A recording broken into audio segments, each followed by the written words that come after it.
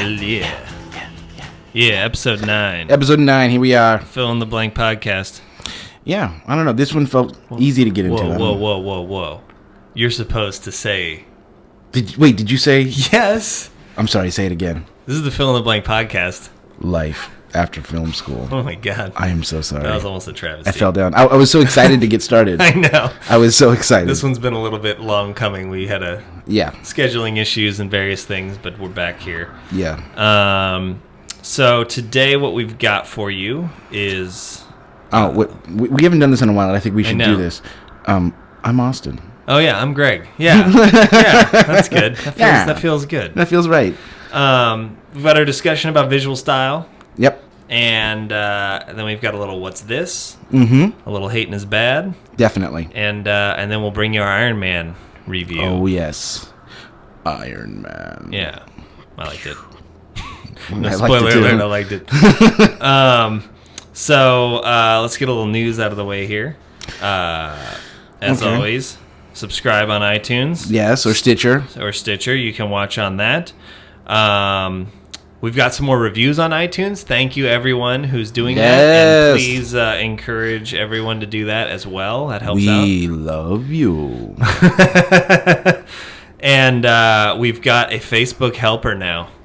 Yes, we do. We have a web guru mistress. Yes, helping us with Facebook. So you'll see a lot more action going on there, or you already have at this point. And I just want to give a shout out. Thank you very, very much to our web person. Yes. And with that said, they've managed to get a surge in likes for us. Yes, they have.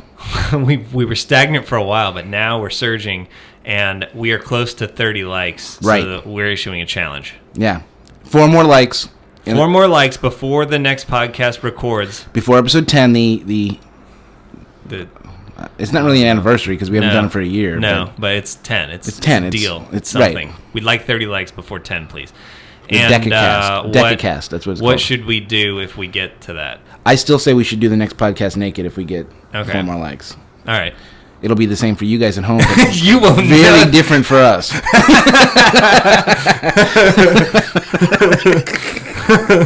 That's fantastic. Yeah, no, we'll figure out something that some sort of reward for y'all.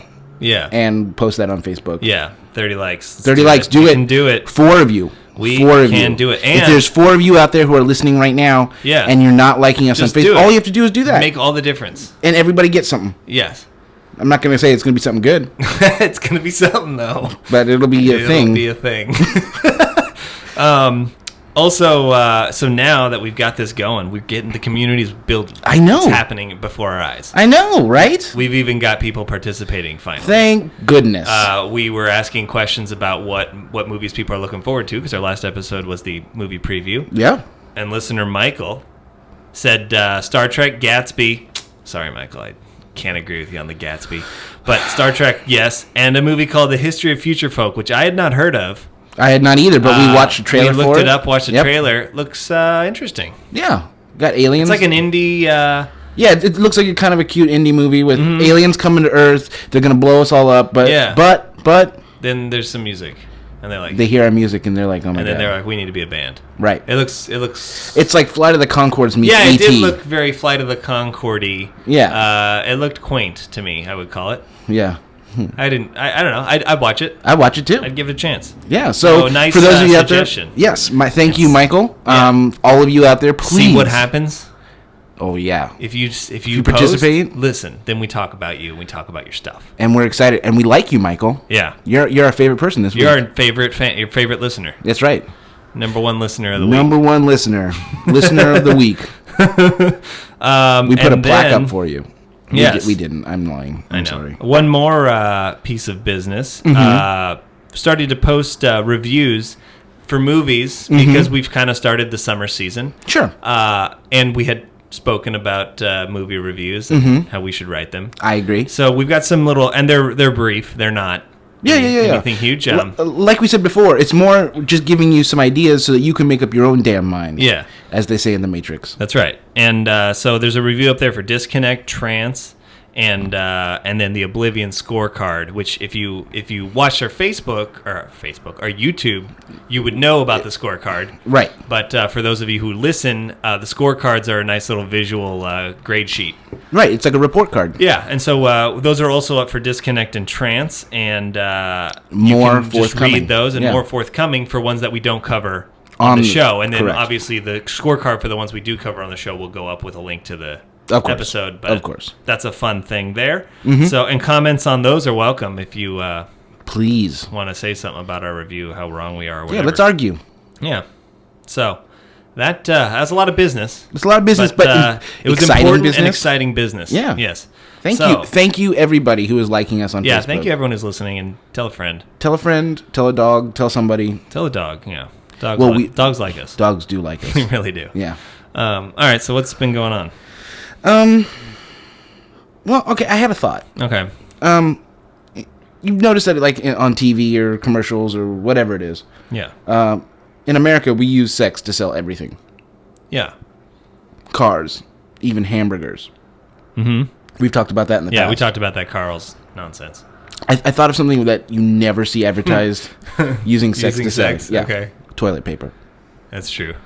Anything in the bathroom, really. I know, but if you think about it... Well, there's a lot of, like, showery... No, I take it back, because we just had the herbal essences. That's right. Shampoo, soap. Yeah. If you use Axe body spray... No, they use woodland creatures to sell toilet paper. But... they use bears and stuff. Quite frankly, I can make a much better case for wiping your butt will get you girls before a hamburger will. Well...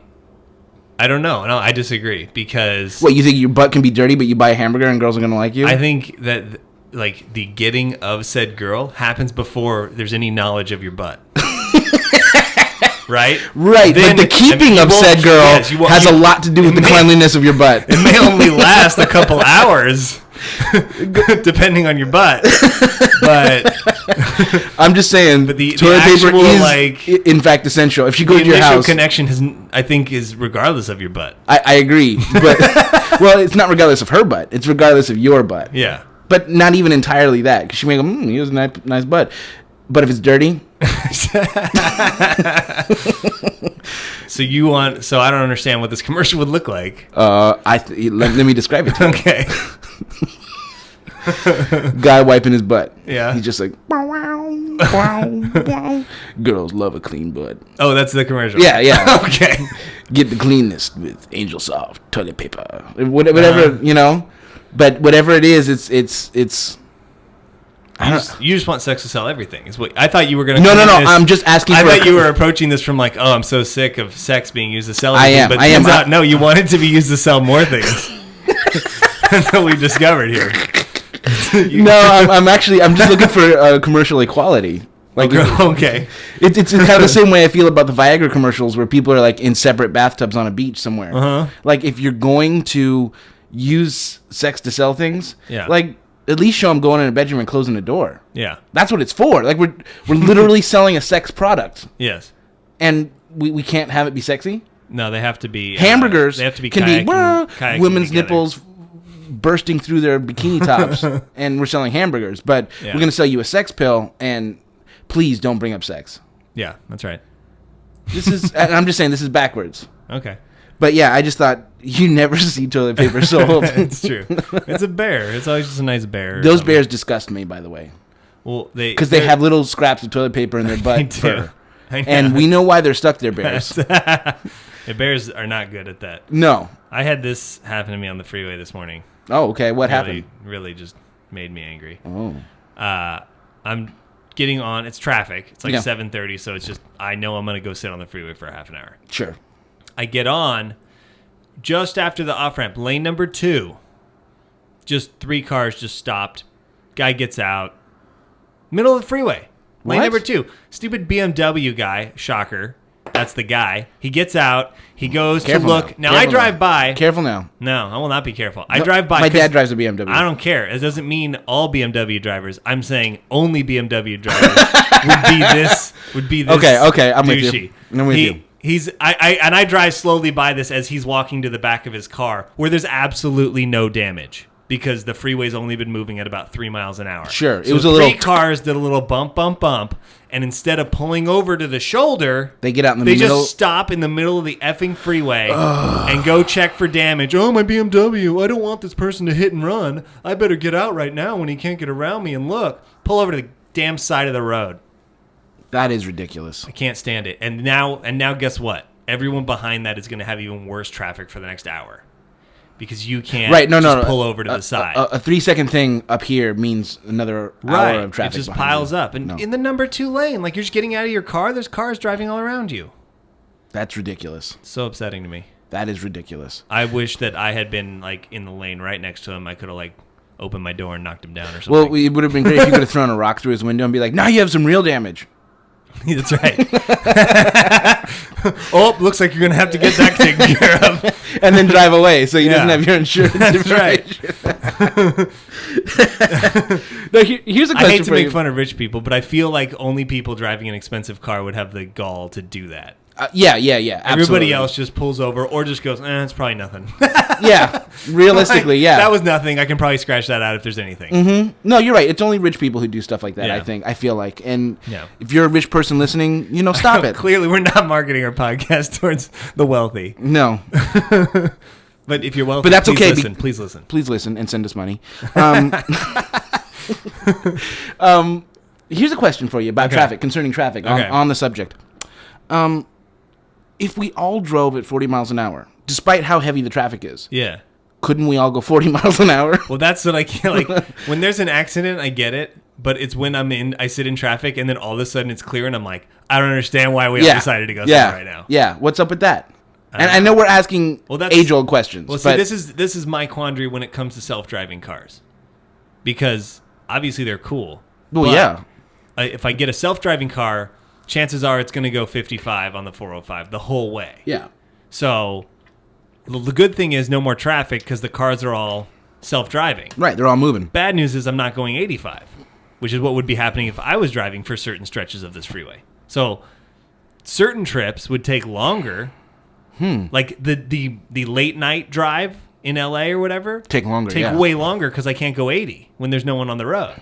Well, maybe if these self-driving cars can go faster or slower depending on the level of traffic. That'd be great if they could potentially be going like 100 miles an hour because they can, because they're smart computer cars. That'd be awesome. We all go 100 miles an hour. Yeah. Well, I have a problem with the speed limit anyways because like 55 was designed for cars in the 50s that shake when they get to 60. Now you can be driving 85 and look down and be like, holy crap, I'm going 85. I thought it was barely moving. Right. So cars are like better designed and safer. So you want every street to be the Autobahn. I want an Autobahn out here. Yeah. Not every street, just a freeway. Every freeway. Yeah. To be the Autobahn. Yeah. So it's just go as fast as you can.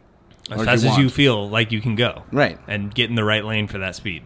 Well, see, okay, now there's the thing. Get in the right lane for your speed. Let's start there. We have too many dumb people to even do this, so that's why it's out, number one. Because people can't even handle the get in the right lane for your speed right now. Right now, I know. That's the problem. They want to get in the carpool lane and go 50. I feel like we need to do a refresher course on which lanes are which. Yes, the closer to the middle, the faster the lane. you go. Yeah, they don't know about that. And... Yeah. Yeah, no, it's terrible. Yes. All right. What do you think about this saying? Okay. Everything happens for a reason. I'm like, well, yeah. No. Well, okay, no. Whose reason? That's my question. Okay. Whose reason is this? Whose reason is this? Yeah. Second of all, well, yeah.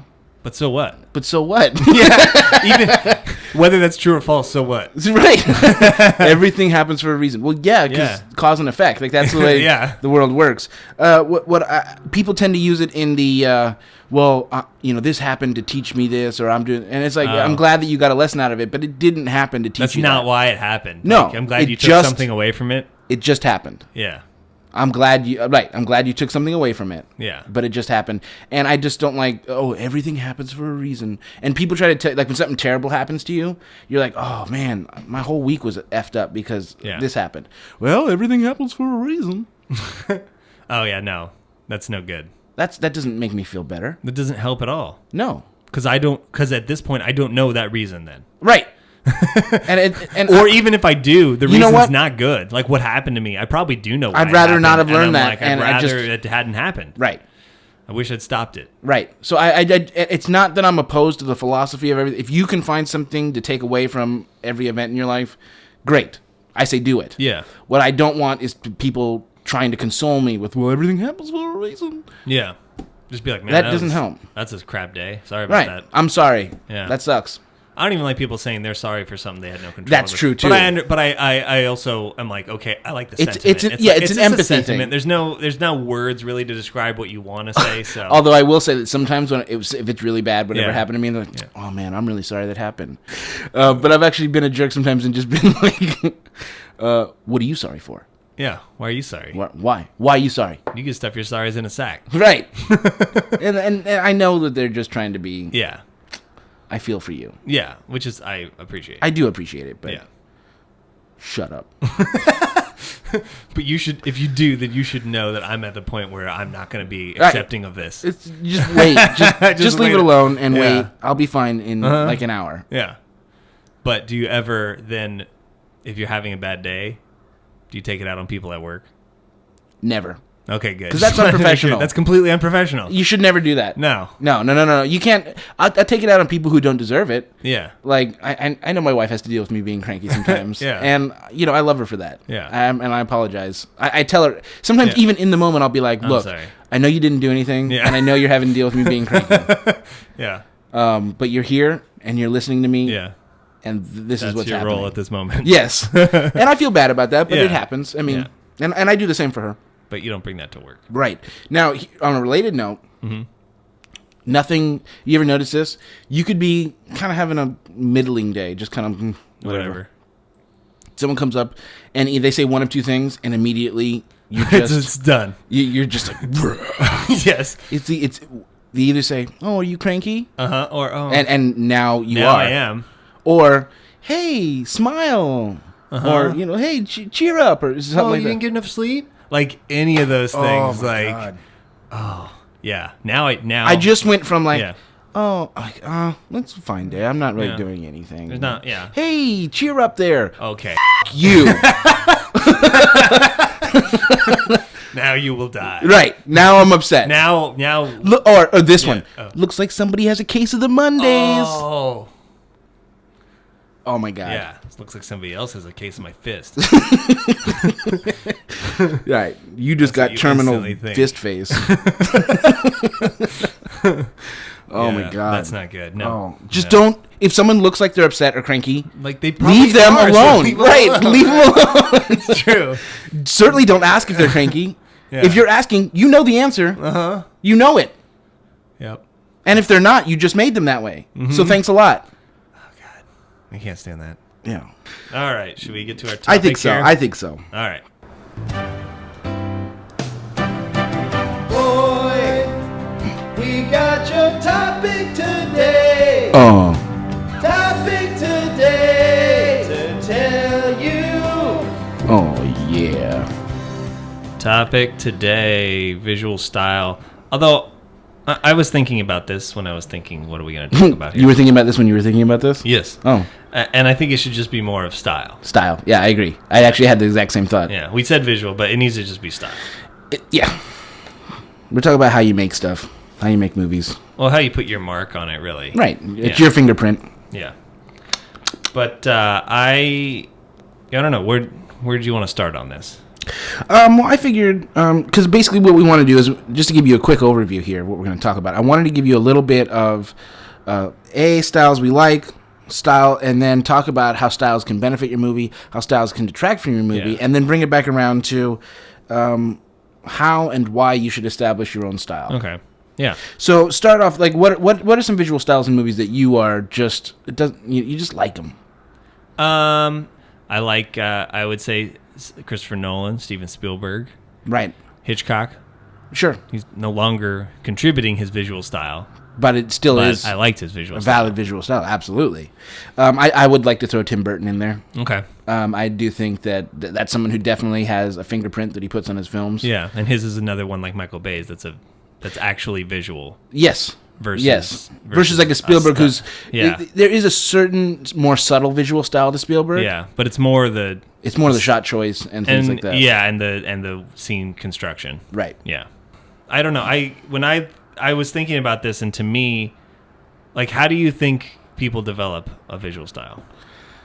Or what's the best way to do that? Or because I thought about this, and I was like, my personal thought is I don't think that it's something that is or should, or I don't think it should be conscious.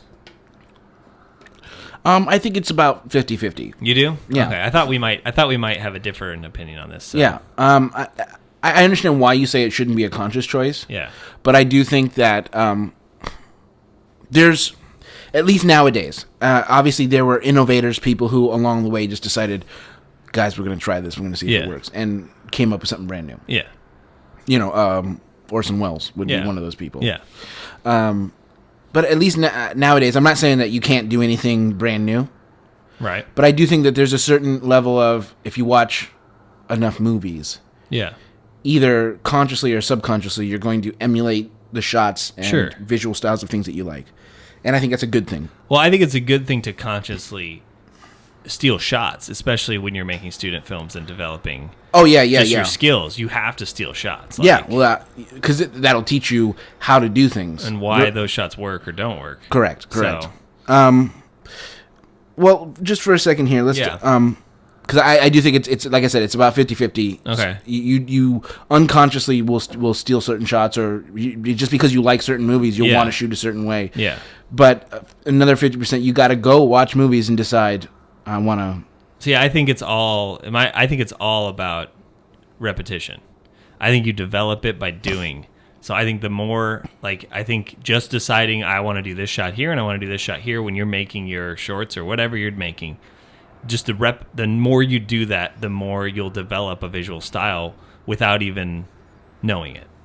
Right. Well, you'll come to rely on certain things work, and this is how I do a scene like this because it's worked really well in the, you know? Yeah. So I don't know that but that still started from knowing where it came. Like it started from stealing shots or trying things, but I'm saying it wasn't a conscious decision of like I want this type of shot to be part of my visual style. Like, oh, okay, I see what you're saying. Like, yes, I don't know that you establish it in your mind. I think you develop it by repetition. Okay, I would absolutely agree with that. Let's talk real quickly about visual styles that are, and I'm using this word as non-judgmentally as I can, that are good. And what I mean by that are ones that, I guess, you change your visual style depending on the subject of your movie. Mm-hmm.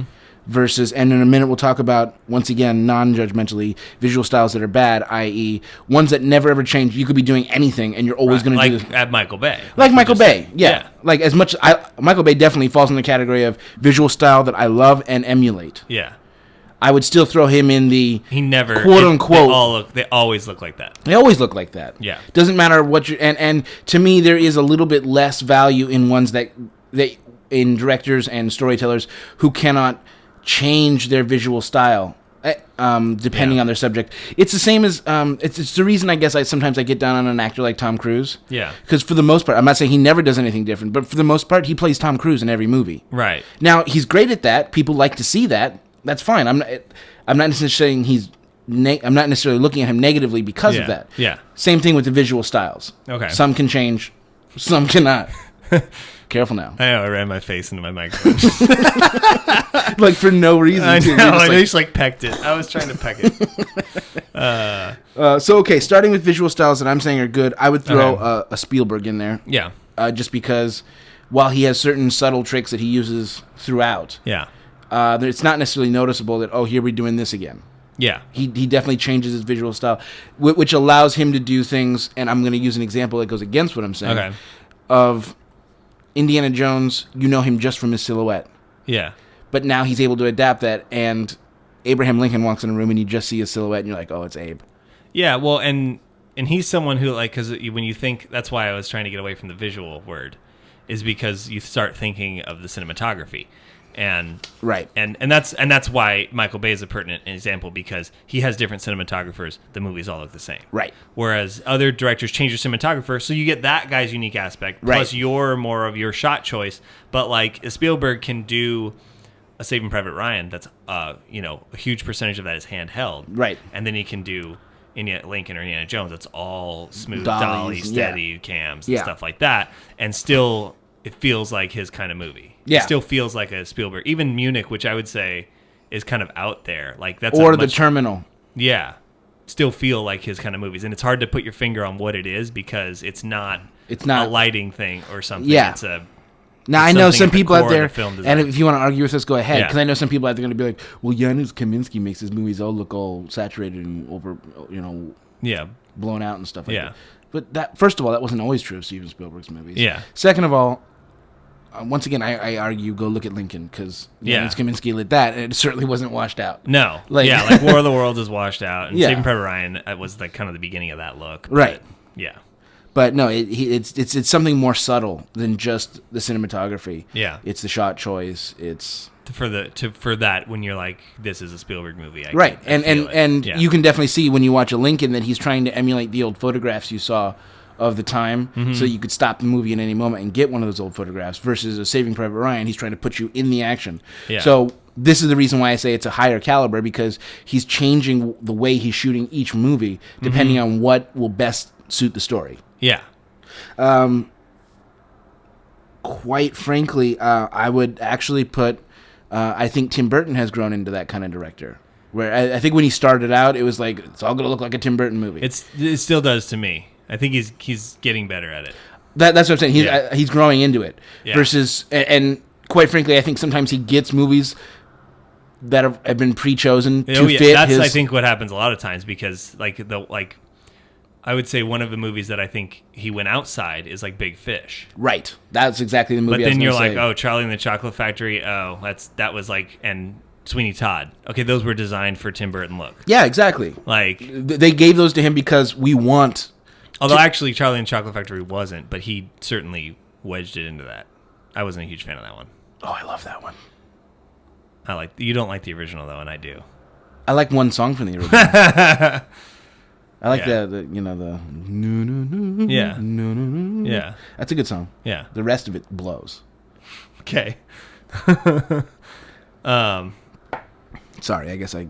Yeah, I didn't like that one, but that one felt like you didn't have to. Obviously, you didn't have to, because we've seen. No, but Tim Burton and Roald Dahl, the meshing of the styles there, I appreciated that, because they seem like they should go together. Roald Dahl's kind of that twisted. Yeah, I guess so. So, and quite frankly, the Roald Dahl estate people loved Tim Burton. Like that's the only reason he got to do that movie was because they hated the original Charlie and the Chocolate Factory. Well, I know it's not like that close to the book. Well, they called it, because that's why they had to change the title to Willy Wonka and the Chocolate Factory. But it's just a good movie. No, it's not. Yeah, it is. Okay, fair enough. I know you like it, and I'm not a big fan. Although I will say Gene Wilder doing the little monologue as they go down the river. Yeah. There's no earthly way of knowing. Yeah. That's fantastic. How can you say no to a movie that has the "I said good day, sir" in it? All right. I don't know. It just never hit me. Yeah. That's all. All right. And I understand people's concerns with the newer one. Yeah. Like I understand. It just happened to. Really.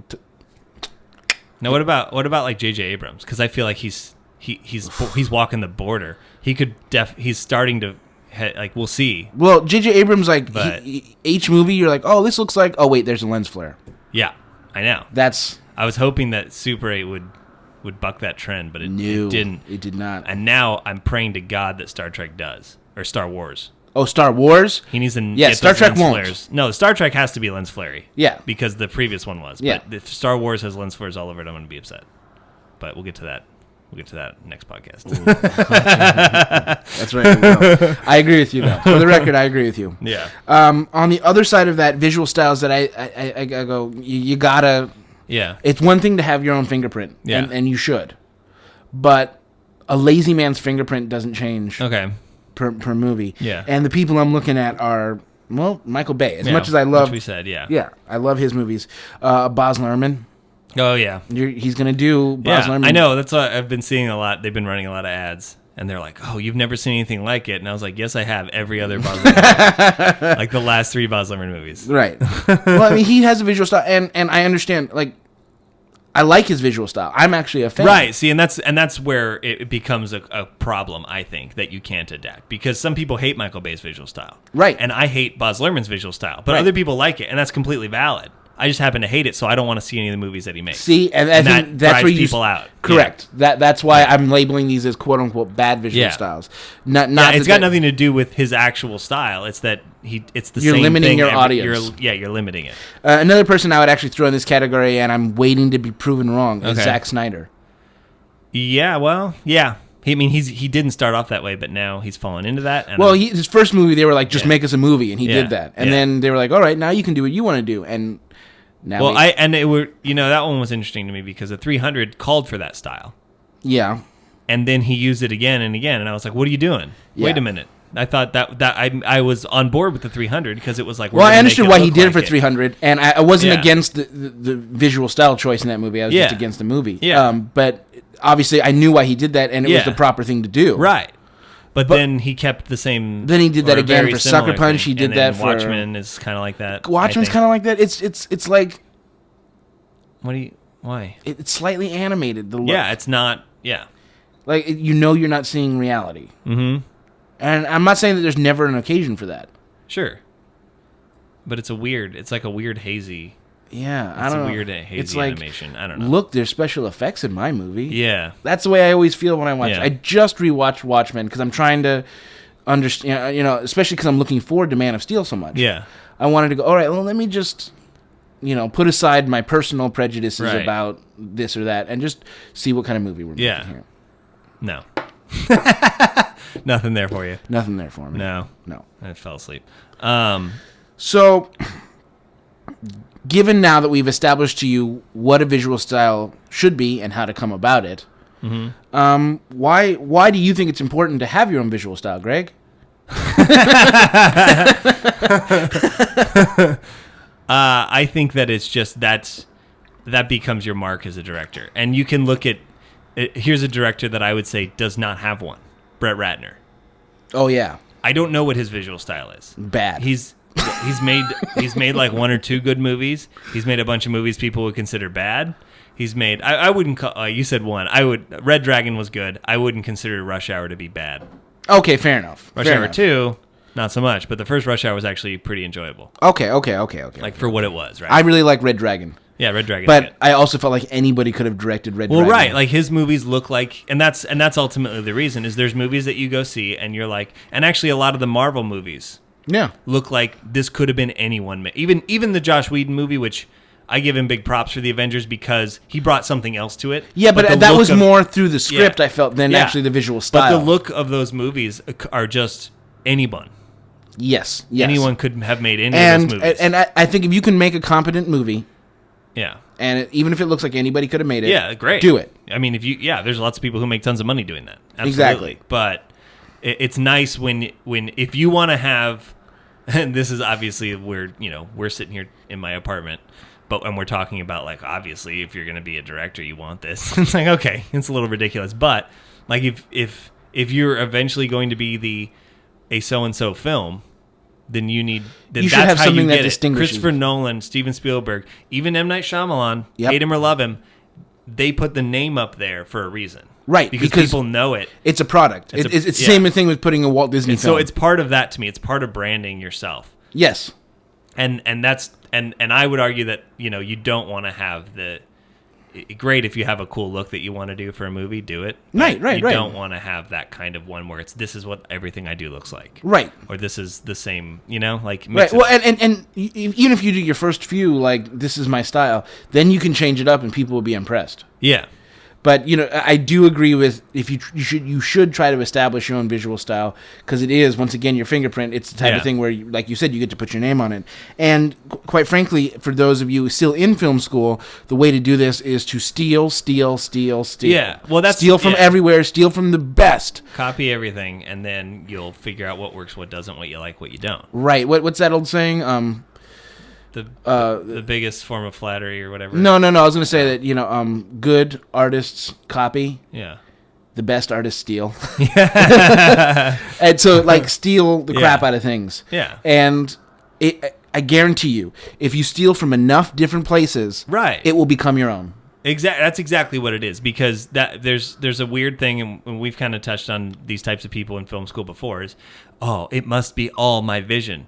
Well, it is. Yeah. Because guess what? you're stealing the shot that you liked from Excalibur. Yep. So Patrick Stewart's not in your student film. Right. So it's not the same shot, but you're reproducing that shot because it worked so well there. Right. You think it will work well in your thing. That's fine. Because it will work well in your thing. Just don't steal every shot from the same movie. Right. Right? Like, spread it out. Just be like, I love that shot, I love that shot, I love that shot. And eventually you'll come up with something that's your own. And your own will be and a combination. it's going to help, because you thinking that I'm going to come up with all my own original stuff, it's not going to work out. It's the same as it's the same as an author saying, "Well, I'm going to write in a language I just made up because yes, I don't want to use any of the same words that any other authors ever use." Now I know he said visual style, but it extends to writing, because if you look at the Pirates of the Caribbean writers, you can tell a movie they made before the credits roll. Yeah. So they have a style that bleeds through.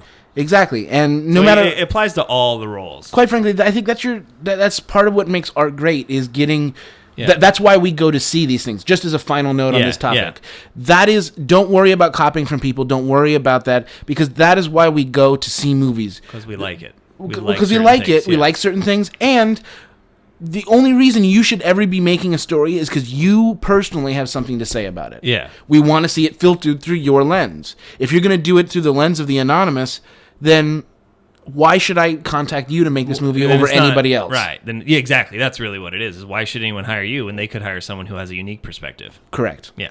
So at the end of the day, there you have it. There it is. There it is. Very nice. All right. I think that was interesting enough. That was good. All right. We got a little what's this that you're bringing? Oh, yeah. Okay. Wait, what's this? You've got to know, what is this thing that I have found? What is this? Red bump. What is it? It's a DVD. Oh, okay. Yeah. I'm going to go ahead and go over, I have a DVD review for y'all. It's not necessarily a new DVD, and it is, in fact, a DVD, not a Blu-ray. Oh, is it on Blu-ray?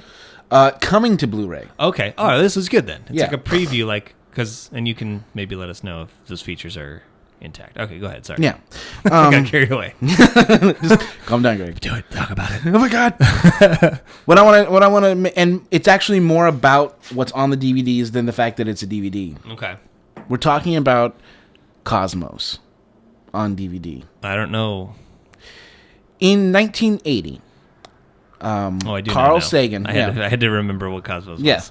Carl Sagan and his group of people. Is this a Seinfeld? I was like, Cosmo Kramer? Like, what is going on what's here? happening? Carl Sagan and his group of people decided to put together both a book and a movie or documentary. Miniseries. Yeah, miniseries. It's, like a 7 or 8 part thing. Okay. And it's just a mind-blowing. It covers everything. It's kind of it's not just about planets. It's not just about nature. It's not just about, like, it covers the theory of relativity. It covers just every aspect kind of natural sciences. Yeah. And it is truly what you get out of it more than anything else. Before I get into any details, what you get out of it more than anything else is just a wonder. You get the sense of wonderment. Yeah. About the natural world, about outer space. I like that. I do too. Well, it's like what you get from watching like Planet Earth and stuff like that. Exactly. If you liked Planet Earth, this was the original. Did you see the North America one that's coming on? No, I haven't It's yet. just all North America, just like that. I was like, yes. Okay. See, I'm gonna like that. Yeah. But I love that sense of just like, this is awesome? Isn't it amazing? Yeah. That this is it exists. Yeah. That what exists? You asked. Everything. Yeah. What's this? Right. Right. Yeah. I don't know. What's this? It is. If you want to know the answer to this segment, Cosmos will tell you. Very nice. Yes. So this has been on DVD for a while. It came out on DVD in 2001. How many parts is it? I want to say it's 9. Okay. I should have looked that up before I did this. Thanks a lot. And then an hour each. I have it. Yeah, it's about an hour each. It was originally like a PBS thing. Yeah, I remember. In fact, one thing to look forward to this fall on Fox, Neil deGrasse Tyson. Oh, I heard about this. Is doing a new Cosmos. It's like the next generation. Yes. Cosmos the next generation. Yeah. Yeah. It's on Fox or PBS? It's on Fox. Oh, interesting. Yeah. Okay. But it's Neil deGrasse Tyson, so I have faith. Yeah, I like him. Because he's the face of science nowadays. He is. Yeah. But In the original one, you have Carl Sagan, who is fantastic with his billions and billions. Yes. Yes.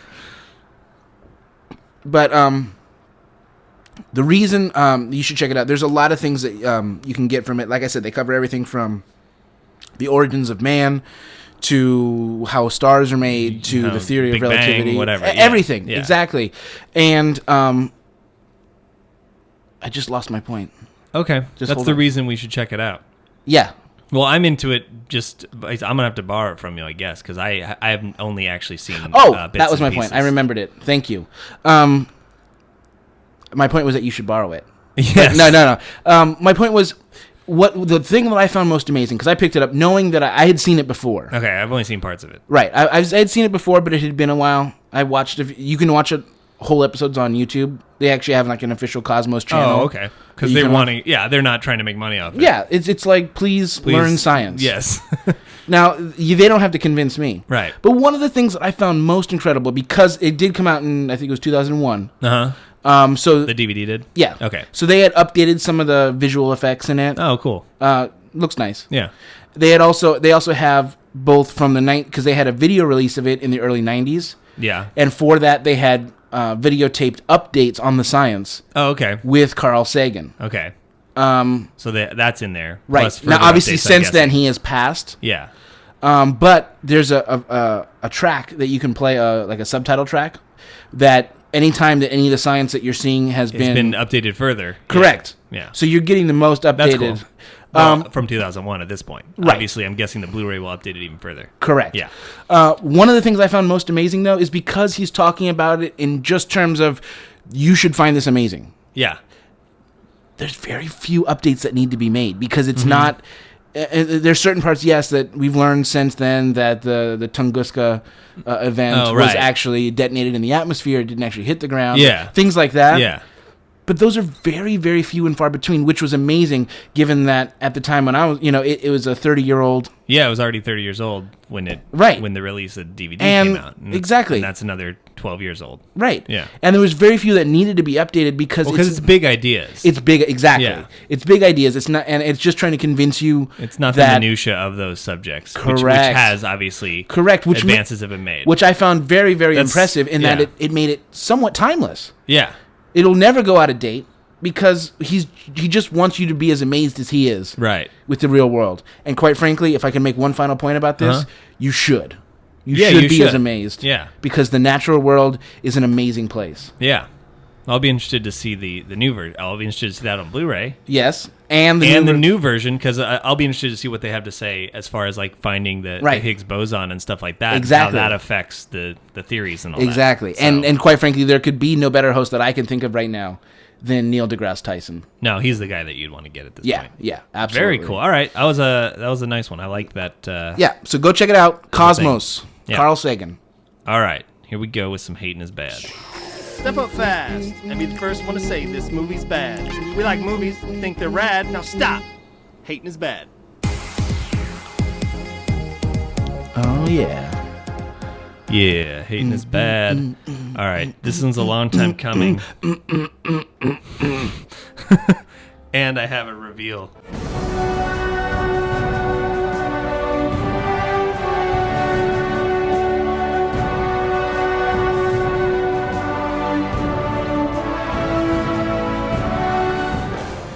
Talking about Armageddon. We are. Why you hate it? Why? Why does everyone hate it? Don't hate it. It's so good. It's good.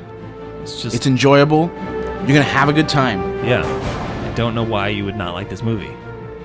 I love this movie. They're gonna go. It would go on my short list of favorite movies. They're quite honestly. saving the Earth.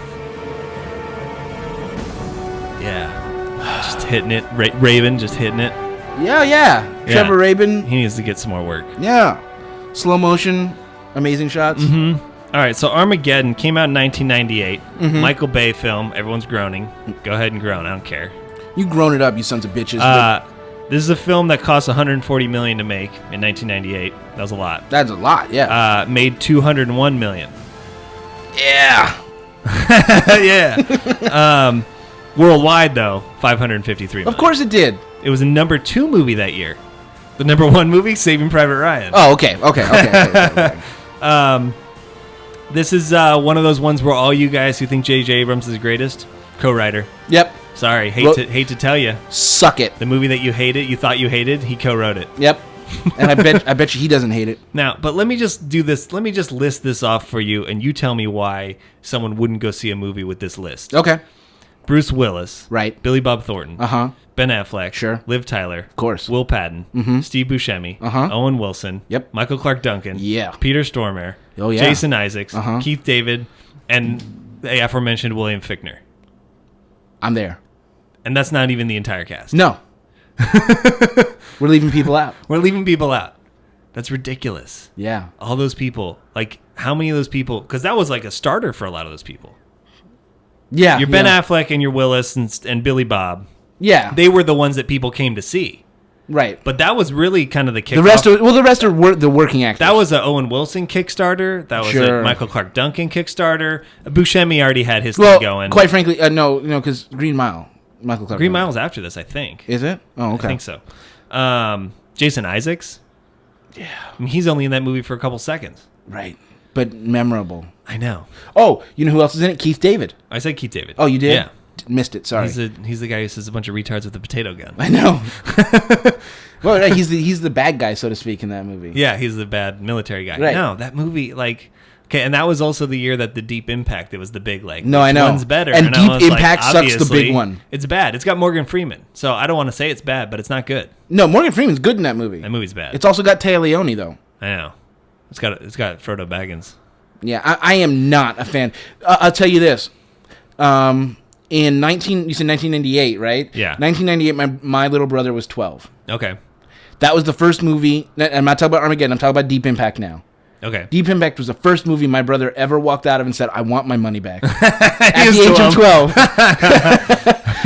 And everybody agreed with him. Mm-hmm. Everybody's like, "Yep, I think we should, probably should get our money back." This movie is so... It's just so good. Like, it's just... There's nothing... it is candy. It's pure candy. Oh, yeah. No one's saying, like, it win Oscars or anything. No. Like, but it's such a fun ride. It's nonstop. It's funny. It's touching. When at the end... I get all touched at the ending. I cry every time. Yeah.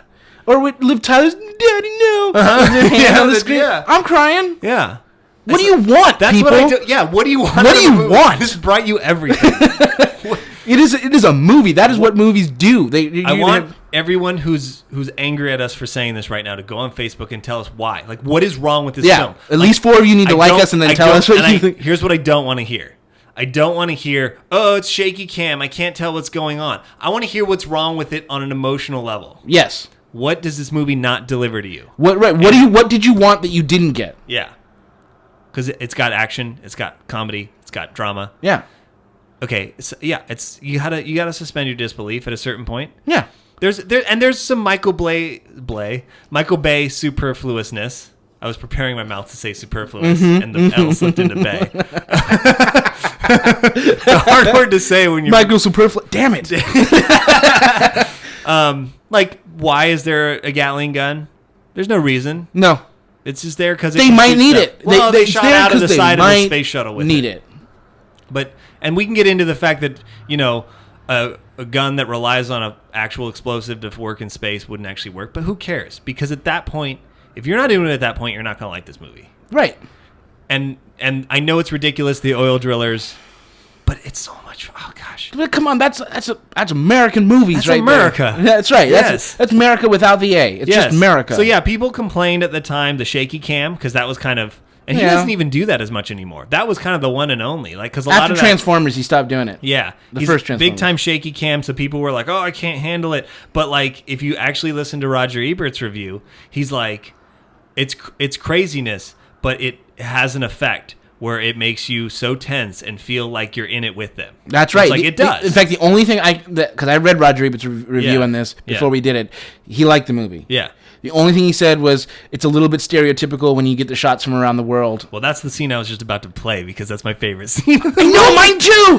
I know that it's because they're showing everybody doing the thing. But the kid runs around the corner with this rocket ship and a picture of John F. Kennedy behind him. Yeah. What do you want? I know, and this is like such good music, and the president barely in the movie. Great, fantastic speech. I eat this right up. This is epitome of corn and cheese. And I Yes. love it, and it's him, Michael Bay, doing his right stuff shots. Yeah. And then he just gets the beauty shots from all. Have you ever seen that movie Baraka? Oh yeah. This is like the Michael Bay sequence of Baraka, basically. Yes. The Taj Mahal people, and like then Yeah. the kid with the shuttle and the John F. Kennedy on the side of the building. Right. It's so over the top. It's that cheesy. It's fantastic. It's wonderful. This is the kind of cheese that I love. With the very Yeah. gravest of challenges. The Look at those calls jib this shots. day Armageddon, Jesus. the end of all I things. love a good dose of cheese. Well, and if this- you don't, then you're a cynic. Well, this is where he switches the movie from like, haha, they're funny, they're training, to like, oh crap, we're gonna This die. means something. It means something. We're damn it. saving the world. Yeah, everyone's uniting behind them. That's right. All of you And they're going into praying what space. you need to know. I know, on space shuttles, 2 space shuttles. That can be Just in done. case, man. He's the only one who's been allowed to put cameras that close to the space That's shuttle. right. And a night launch. Why do they let him do that? Human thirst Because he's for awesome. That's right. Because he knows how to shoot awesomeness. They were like, and they actually, the cameras, if you watched, sadly, we can no longer watch a space shuttle launch. But the last, since Armageddon, those cameras, they put, as soon as Michael Bay pulled his cameras out, they put cameras there because they were like, oh, why weren't we getting these angles? Yeah. Oh, yeah. See, here we go. Kid in front of the Flatiron building. Looking up in the sky. Uh-huh. Oh God. It's so good. I want to make a sequence like this I so know. bad. It has one of the best launch sequences. Oh, yeah. Following this scene is like the actual launch, which is great as well. The only launch sequence Yeah, better than this. Apollo 13. Apollo 13. Yeah. But this... Oh, yeah. Love it. Yep. Oh, Will Patton's kid. story in this. I know, it's so good. Like, his story on its own is enough for a whole movie. It really is. That's not a salesman. Yeah. That's your daddy. That's coming up.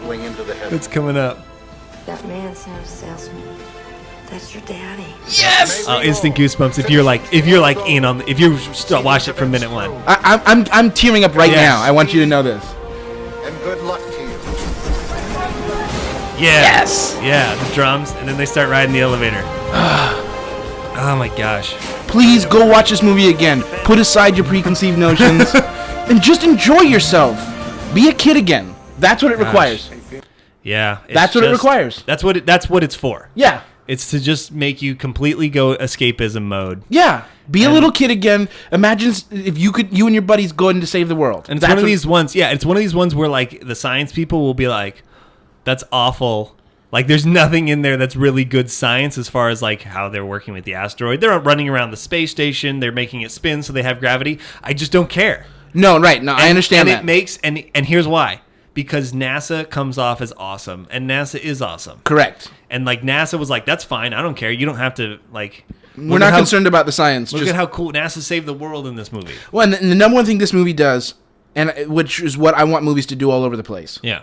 is reignite that fire in your belly for how amazing doing space stuff is. Well, that one, it's just like America. Right. It's like reuniting you're like, America's awesome. It like, really is. It's a movie made. makes you want to build a Hoover Dam. Yes, that's what I'm about to say. Yeah. It's a movie made in that kind of late 50s, early 60s idealism of the future's going to be amazing Yeah. and NASA's going to take us there. Yeah. Well, and And we've lost that feeling, and this movie was kind of like, hey, there's remember nothing wrong this? with some unabashed patriotism. Like, Right. Every now and then. Every Especially now and when then, it's done in such a fun way. Right. And the movie's not trying to be offensive to anybody. When patriotism gets offensive, Yeah. then we can have... But this is not that. No, because they go all around the world. That's right. We're saving everybody. Yeah. These oil drillers. We're all in this And together. they're all just fun characters to watch. And they got, what are you doing with a gun in space? That is That's true. so good. What are you doing with a gun in space? Huh? And Bruce Willis is doing his Die Hard on an asteroid. Yeah. And Affleck, okay, that was like, he went down that action hero track and didn't really work out, but now he's on the right track. But he's great in this. He's great in this. He at the end Yeah. where he's doing, "Harry, I love you." Yeah. I love it every time. Uh-huh. And then he has a great shot right at the end when he's like, when you hear Bruce Willis talking over, He's doing his little, yeah. and he does his little rolling of the eyes. Oh. Yep. Love it. Yeah. And like, okay. And if for nothing else, watch it for Will Patton's story. I know.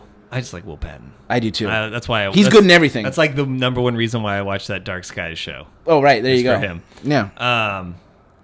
It's just I don't understand what the complaint is. Like, if you can't suspend your disbelief, then why do you like movies? Why do you like movies place? in the first place? If you don't, it's just fun. If you actually get motion sickness, then you get a pass. Okay. But I find that I could understand that maybe if you're in the theater, but I find that hard to believe on your home theater. Yeah. Which is where you're going to go. But watch people this. aren't hating it because of motion sickness. No, they're hating it because of Michael Bay. Yeah. And I think it gets a bad rap because this is the we're not saying it's not cheesy. It is cheesy. It is. But it's cheese that is good for you. It's good cheese, yeah. Good cheese. And this is the first movie after The Rock. Oh, really? I believe so. You're right. Now that I think about it, it is. And nobody hated him after The Rock. The Rock was really good. I feel like this movie is retroactively hated because they've decided to hate Michael Bay. I don't know. I remember everybody at the time liking they it. didn't. Yeah, they liked it. Clearly, it Yeah. made a whole bunch of money. Yeah. But afterwards, they just were. I don't know. I just love it so much. Anytime you're just maybe it's because we went through film school. I feel like real America likes this movie. I do too. Yeah. Maybe it's because we went through film school and they're like, I don't know. There's nothing artistic about it. Yeah. There's all sorts of artistic and I say, shots. There's tons of suck artists. it, guys. Yeah, there's a lot of artistry. It's a beautiful movie. Yeah. Artistry is the word I was looking Yes. for. But it's a beautiful looking movie. Yeah. You got Liv Tyler in her heyday. It's so much fun. What do you want? When you feel down, like you just put on Armageddon and you're like, ugh. It's one of those movies like, for me at least, A League of Their Own or Rocky or That Thing You Do, where if it's on, I'm going to watch the rest of it. Wherever I came in. If I'm not careful, I'm sitting here for the rest of this movie. Yeah. Like, I need to actively choose to not watch the rest of it and, like, turn it off and go somewhere else. Yeah. Because if I sit there for more than 5 minutes watching it, yeah, it's done. So, haters out there, you tell me why. Yeah. And then I will come on the podcast next week. And tell you that you're wrong. Tell you why you have no soul. Yes. I think that's pretty fair. I don't want to be that harsh. Go ahead. I seriously want to hear. I do want to hear it. I seriously want to hear it. We will not be mean to all opinions. All opinions are welcome. Mm-hmm. Oh, now that because that's a nice place to end the thing on Armageddon. Yes. Just something I meant to bring up earlier. Okay. Funny thought. Okay. Shared with us by a guy we work with. Oh, okay. This person does not like Raiders of the Lost Ark, and I was angry. Yeah. As is understandable. Right. Yeah. I was like, who the hell are you to not like Raiders of the Lost Ark? Right? That's right. Right? Yes. Who are you? Then he brought up this point, and I was like, I wish I had something to refute that, but... Oh. He had a good point as to why not to like it? Well, why he didn't like it, at least. Okay. I still love it. Nothing changed for me. Yeah. But I was kind of like, no, that's... Damn it. Damn it. And the point is this. Okay. If Indiana Jones did not participate in that story at all, and just let the Nazis take the Ark of the Covenant, they would have opened it and killed all of themselves, and nothing would have changed. Like, there's no reason, nothing would have changed. They all would have opened it and be like, face melted, and that's it. Well, no, because then what would have happened? You're not thinking far enough past. You're right. In the actual events of the movie, you're right. But then the Nazis would have been like, well, clearly that's not what you do. We need to find the right people. They would have gotten the right people and then used the Ark as a weapon, just like they said they would. But now we took it and locked it up in a warehouse. Who are the right? Are there right people to open it? I say no. But who is the right people to hold on to it? Not the Nazis, okay? All right. It belongs in a museum. I agree with you. It belongs in a museum. It does. And I agree with you. Nothing has changed. I still love the movie. Yeah. Like, not one bit less than I did the day before he said it, but I was kind of like, that's kind of a good point. Mm-hmm. Like, if Indiana Jones had not showed up and done anything... One of those Nazis might have had his eyes shut. I don't think so. They obviously not. Obviously not. All right. Time for a movie report. This is movie review. See? A plus. All right. Iron Man 3. Iron Man 3. Number 3. All right. Well, let's just jump right to it. Yeah. Let's go right into our format here. So, okay. So story. Would you give it? I give it a B plus. All right. I give it an A.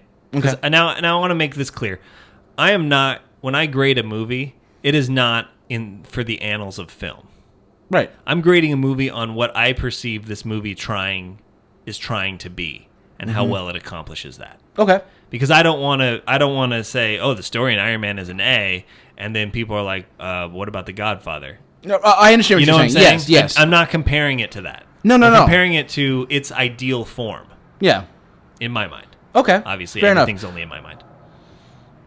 So I give the story an A because I liked that, and we're not going to do spoilers, but it's a nice capper.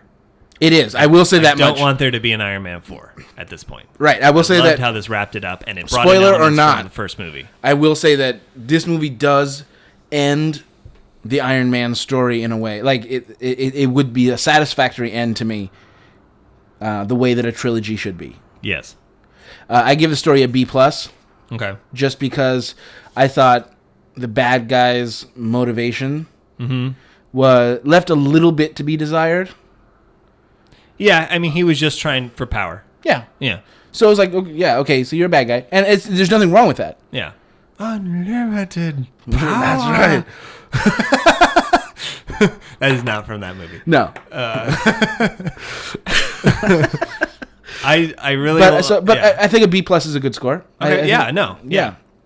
I really like Ben... let's get to characters. Okay, characters. I mean, yeah, it's a good story. It's that's what I wanted to say about the story. I like the detective aspect to it. Yes. The middle portion is more like a detective story. And I at least... And I thought that was cool. It wasn't maybe as though I was like, ooh, what's going to happen? I was kind of with them the whole time, or maybe a little bit ahead, because they kind of revealed ahead of time. No. But there were certain, without spoiling anything, there were definitely certain parts of the story that you will not see coming. Yes. Like, you think you know what's going on here, and then you don't. Yeah. And I think that's pretty fair. Yeah. So...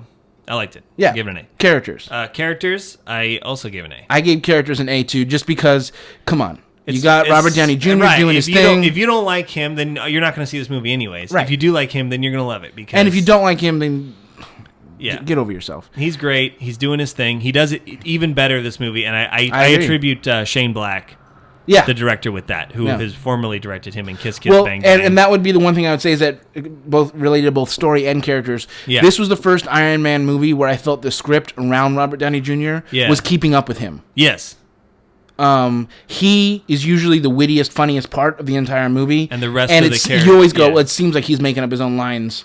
Yeah. This is the first time where everybody else... also had that good of material. Right. Yeah. It wasn't like he didn't still stand out. It was just everybody was playing at his level, it felt like. Uh-huh. And it worked. Yeah. And also in terms of characters, Sir Ben Kingsley, just coming in here. Best. I loved him. Yeah, coming in here, you're just rocking this party. Yeah. He's not been in any of the other ones, obviously. And he fit right in. Yeah. He really did. He knew how to contribute and did it 100%. Yeah. Absolutely. No, I liked him a lot in this, and I didn't want to. I don't want to say anything about it, but he's got a great character, some good character moments, and the scenes between him and Robert Downey Jr. and him and Don Cheadle, just great. Yeah, you got Don Cheadle in this movie. I forgot exactly. about him. He's great too. And Don Cheadle gets a chance to shine. Yeah. One thing I will say, both also related to both story and character, is in this movie, I feel like we get Tony Stark out of the Iron Man suit for more time than in any of the other movies. Yeah, you made a good point about this. Yeah, and it was... That's what makes it better. Yeah, it really does. Once again, my rule with superhero movies is if I don't care about the guy inside the suit, then the suit doesn't matter. Yeah, and that was the main... That's what the director got. Yeah, absolutely. You know? And like I said, he spent the least amount of time in the Iron Man suit in this movie than in any of the movies. But you were totally fulfilled with the amount of Iron Man you got. Yeah. Yeah. And even more fulfilled with the amount of Tony Stark you got. Yeah. Yeah, totally. It had the best action sequence in any of the Iron Man movies. I agree. There's a sequence where he only has one glove and one boot. Yeah. And he has to fight people. Well, and the airplane rescue was very good too. Oh, the airplane rescue is great. Yeah. That was a sequence that took... You've seen this one in the trailers. That's why I'm bringing... I feel like it's safe to bring it up. Yeah. That was a sequence because in a lot of movies, sometimes you get to a point where I'm like, oh, please. Yeah. Oh, please. Yeah. You just pushed it too far. This one took a sequence that should have been oh please, and by adding a single line, I won't give anything away, but just by adding a single line here, okay, I buy it. Yeah. Now I'm going to go. Yeah, I'm with you. And that's why I don't accept it from other movies, because it's that easy to get me to go along with it. Yeah. So like just like in Armageddon, they're like, well, we're doing this, so now we can walk around on the space station. Okay, fine. All right, Let's do it. That's exactly. all I needed. There are some people out there right now who think we've blown our credibility. I know, they do. Because It's we love true. Armageddon so much. That's probably true, but oh well.